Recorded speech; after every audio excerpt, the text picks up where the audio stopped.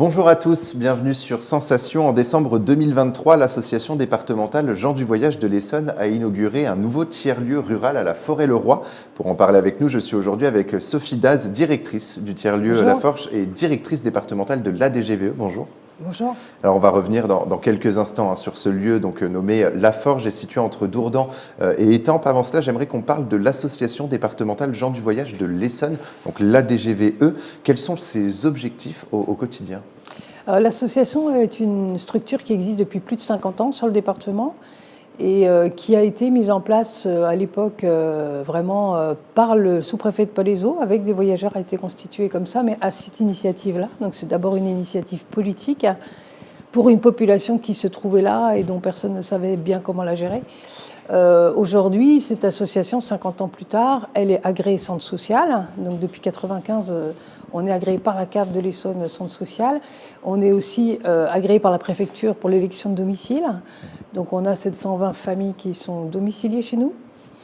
Et donc l'activité quotidienne de cette association, c'est l'accompagnement de ces familles dans l'accès aux droits, sur des thématiques comme l'habitat, la scolarité, la santé, etc. Mais c'est vraiment l'accès au droit et vraiment les difficultés quotidiennes de ces familles qui sont appréhendées et donc qu'on les accompagne sur ces différentes démarches, souvent administratives. Mais le fondement même d'un centre social, c'est aussi de l'animation collective. Donc on fait de l'animation collective, on met en place aussi des activités socio-éducatives. Donc on fait des ateliers couture, des ateliers de lutte contre l'illettrisme, du soutien scolaire, des choses comme ça. Alors vous avez parlé justement de cette création de l'association, donc avec justement des personnes, des familles du voyage. Est-ce que ça répondait justement à des attentes ou des demandes de la part des gens du voyage ? Des demandes, je ne sais pas si c'était formulé comme ça à l'époque, ça date de 72, mais en tout cas d'un besoin très certainement, oui. Alors, l'association est installée à Lys depuis près de 40 ans et en décembre dernier, vous avez donc inauguré La Forge, un nouveau tiers-lieu à la Forêt-le-Roi. Pourquoi installer ce tiers-lieu dans ce petit village ? C'est une longue histoire. En fait, ça part du fait que notre centre social à Lys, on était installé dans une zone industrielle assez infâme, en fait, enfin dans des locaux pas très sexy. Où on ne pouvait pas passer par hasard. C'est-à-dire qu'en fait, les gens venaient à nous parce qu'ils savaient qu'on était là et on était là depuis longtemps. Mais on n'accueillait jamais que des gens du voyage. Alors un centre social a vocation à accueillir tout le monde. Donc en fait, on a malgré nous un peu cultivé cet entre-soi. On ne recevait que des voyageurs qui étaient bien contents de s'y retrouver, qui nous disaient de nous qu'on était leur point de repère, parce qu'en fait c'est un lieu où ils se retrouvaient aussi entre eux. Mais ce n'était pas notre idée première, puisque les objectifs de l'association, c'est aussi ça, c'est aussi de travailler à la sensibilisation et à déconstruire tous les préjugés qui existent sur cette population. Donc là, voilà, on avait un peu de mal à arriver à faire ça. Donc l'idée, c'était vraiment d'ouvrir ce centre social à un public plus diversifié, quel qu'il soit, mais aux autres habitants du territoire. Comme là, ce n'était pas possible, on s'est mis en quête de locaux. Alors on a été extrêmement aidés là-dedans par la CAF de l'Essonne qui nous a subventionnés pour qu'on puisse acquérir parce qu'on est propriétaire de ces locaux. Et la Fondation Bruno aussi, j'en profite pour le dire, parce qui a joué un rôle primordial. Et donc on s'est mis en quête de locaux, alors pas forcément sur un territoire déterminé. C'est vrai qu'en Essonne, on était sur Lys, mais bon, sur l'Essonne, il faut descendre un peu pour que ça soit accessible financièrement. Donc voilà, c'est vrai que sur le sud d'Essonne, des centres sociaux, il y en a moins. Des structures domiciliataires, ce qu'on est aussi, il y en a moins.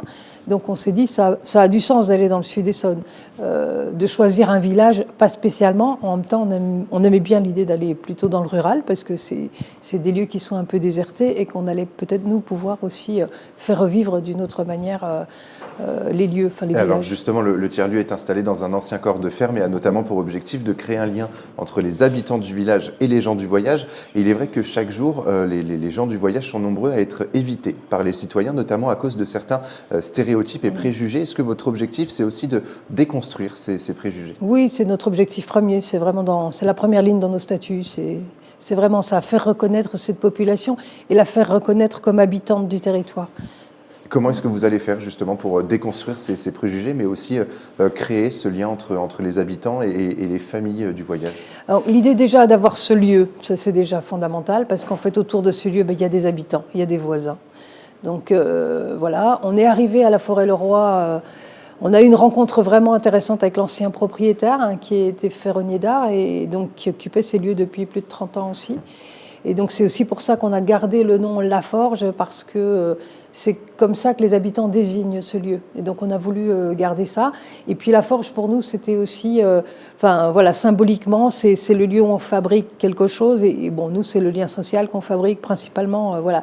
Donc pour répondre à votre question, l'idée c'est attirer les habitants dans ce lieu, justement parce qu'on pense que c'est que par la rencontre que ces préjugés peuvent tomber. Et donc la rencontre, c'est aussi de la convivialité et du service. Donc la convivialité, c'est le café associatif à venir dans les semaines au plus tard au printemps, il sera là, je pense. Et puis après, le service, dans un premier temps, c'était arriver à faire rentrer les habitants dans le lieu sans qu'ils aient peur d'y entrer. Et puis surtout, c'est nouveau dans le village, enfin c'est nouveau.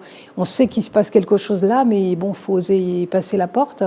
Et donc on fait du dépôt de pain. Depuis, ça fait 1 mois et demi maintenant qu'on travaille avec une boulangerie qui est sur Châlons-Saint-Marc et qui nous livre son pain. Alors, plusieurs projets justement sont rattachés. Ouais. Donc vous l'avez dit, le dépôt de pain en attendant, notamment la mise en place d'un relais colis et un café associatif. Vous allez également mettre en place des événements et activités ponctuelles et permanentes. De quelle activité parle-t-on ?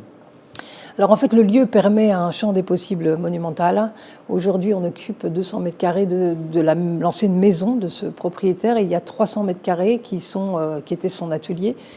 Et c'est ça qu'on est en train de réhabiliter, d'aménager. Et c'est là, dans ces 300 mètres carrés-là, que tout est possible, en fait. Donc le café associatif en fait partie, mais il y a 2 grands espaces où l'idée, c'est d'avoir un hall d'exposition, c'est de transformer ça en salle polyvalente. En fait, ce qu'on voudrait, c'est que ça soit le plus hybride possible, que ça puisse être une salle de fitness l'après-midi et se transformer en ciné-club le soir. Enfin voilà, c'est vraiment l'idée d'avoir quelque chose qui bouge, où tout est sur roulette, où enfin voilà, ces choses sont plus faciles.